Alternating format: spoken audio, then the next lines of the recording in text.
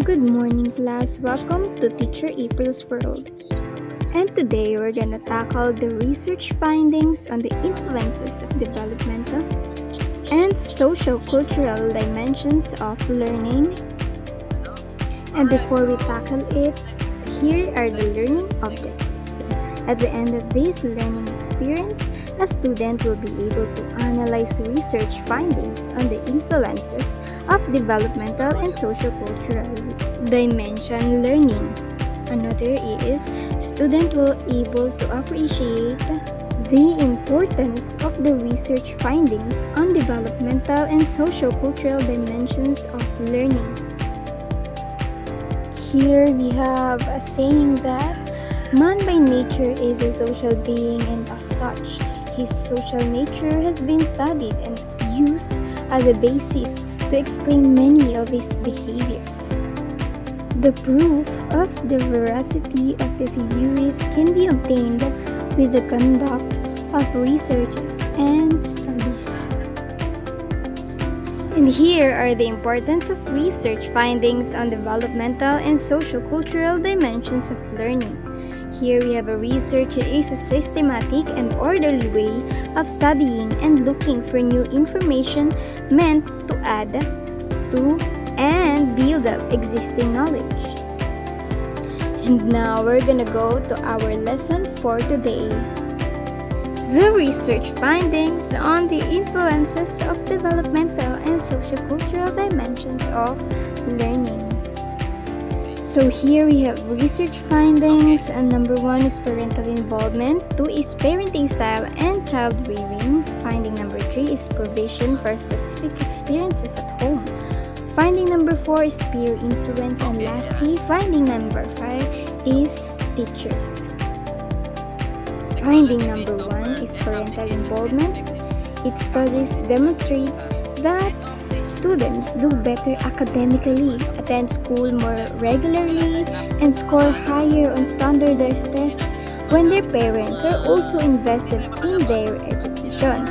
So parents can support their children's learning in a variety of ways, including by assisting by homework, attending school events, being active in school decision-making, and maintaining open lines of communication with instructors.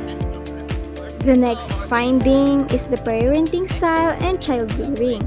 This is knowing enough about the child to provide the right amount of challenge and the right amount of support also.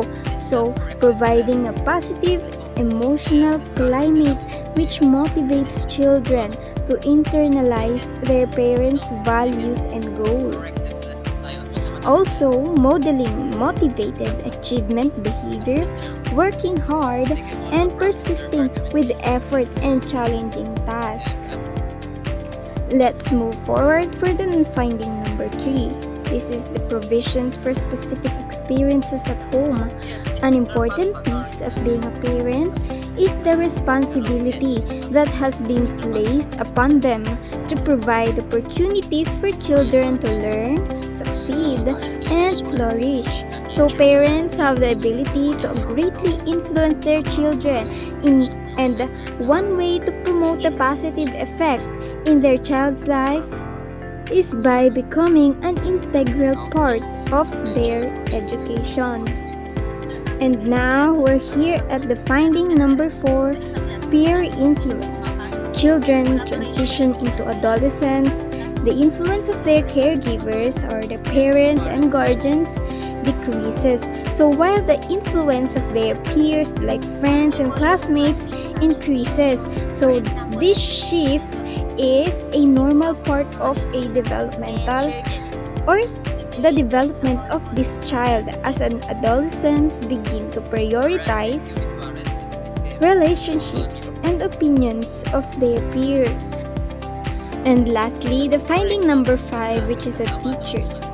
So when teachers view professional learning communities or what we call PLCs favorably and actively participate in them, it creates a positive ripple effect that benefits students' learning. So particularly in subjects that require collaborative problem solving and deeper understanding. Also, this is because PLCs align with social constructivist principles, where learning is enhanced through social interaction and collaborative knowledge construction.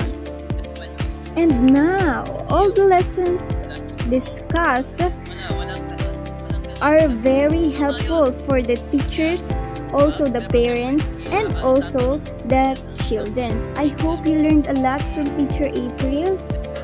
Thank you for listening.